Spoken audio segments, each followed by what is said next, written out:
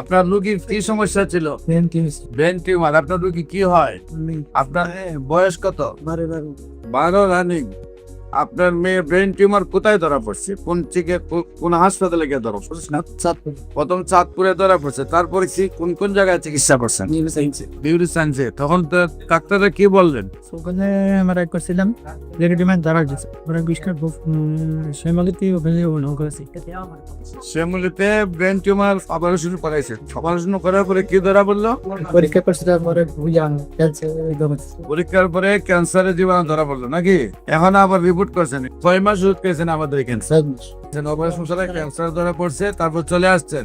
আল্লাহ অশেষ রহমতে রিপোর্ট সম্পূর্ণ ভালো আসছে। হ্যাঁ, আর আপনার রোগীর অবস্থা কি? রোগীর অবস্থা আল্লাহর রহমতে ভালো। সম্মানিত দেশবাসী, বিশেষ করে আমরা কয় মাস ওষুধ খাওয়াইছে? 4 মাস ওষুধ খাওয়ার পরে রোগী সম্পূর্ণ রূপে সুস্থ আছে।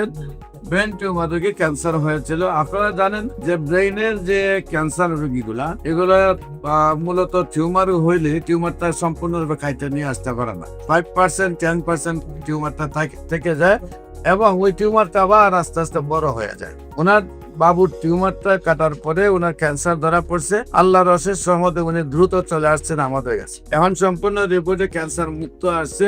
আল্লাহর রহমতে শারীরিক অবস্থা ভালো আছে নাকি? শারীরিক অবস্থা ভালো আছে।